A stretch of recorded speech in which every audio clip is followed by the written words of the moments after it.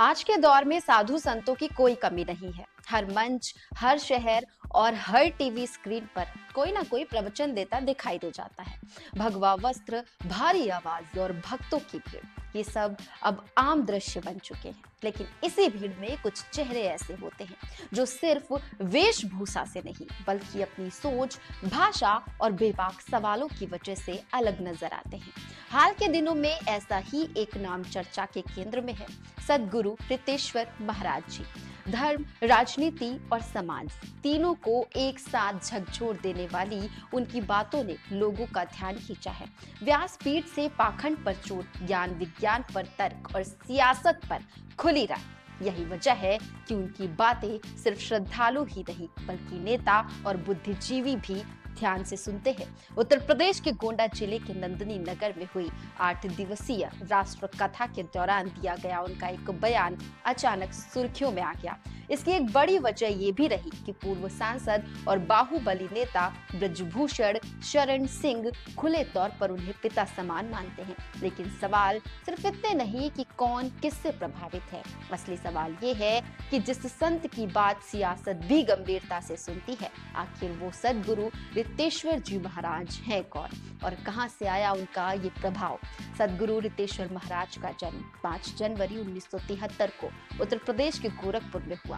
बचपन से ही वो सामान्य बच्चों से अलग थे। जहां दूसरे बच्चे खेलकूद में समय बिताते थे, वहीं रितेश्वर किताबों में डूबे रहते थे। लेकिन वो सिर्फ पढ़ने वाले छात्र नहीं थे, वो हर पढ़ी हुई बात पर सवाल उठाते थे। क्यों और कैसे उनके स्वभाव का हिस्सा था। पढ़ाई में तेज होने के कारण उन्होंने आगे चलकर MBBS किया और डॉक्टर बने। ये एक ऐसा पेशा था जो समाज में सम्मान भी देता है और एक सुरक्षित भविष्य भी। लेकिन रितेश्वर महाराज की सोच सिर्फ करियर तक सीमित नहीं थी। कॉलेज के दिनों में वो छात्र राजनीति में सक्रिय रहे। वो छात्र नेता बने, मंच से बोले और व्यवस्था पर भी सवाल उठाए।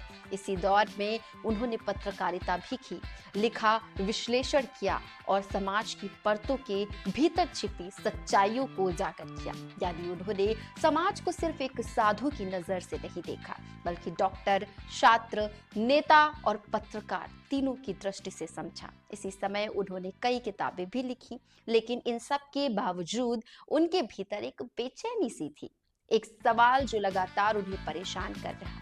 क्या सिर्फ डिग्री, पद और पहचान ही जीवन का अंतिम लक्ष्य है? और फिर उन्होंने वो फैसला लिया जो बहुत कम लोग लेने की हिम्मत कर पाते हैं। एक चमकता हुआ मेडिकल करियर, राजनीति की संभावनाएं और पत्रकारिता, सब कुछ छोड़कर उन्होंने आध्यात्म का रास्ता चुना। उन्होंने संस्कृत, वेद, उपनिषद और भारतीय दर्शन का गहन अध्ययन किया।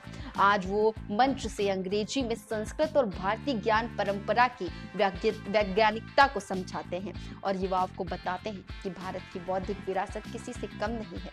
आज सद्गुरु रितेश्वर महाराज वृंदावन स्थित आनंदम धाम के संस्थापक हैं। उनकी संस्था श्री आनंदम धाम नशा मुक्ति, पर्यावरण संरक्षण और नैतिक मूल्यों के प्रचार प्रसार के लिए काम कर रही है।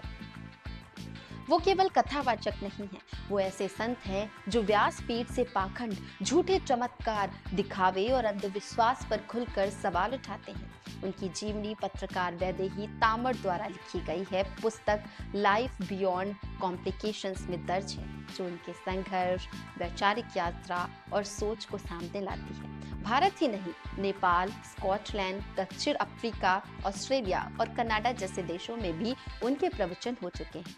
कुल मिलाकर सद्गुरु रितेश्वर महाराज की कहानी सिर्फ एक बाबा बनने की कहानी नहीं है। ये कहानी है एक डॉक्टर की, एक पत्रकार की, एक छात्र की और अंत में एक ऐसे संत की जो सवाल भी करता है और जवाब देने की हिम्मत भी रखता है।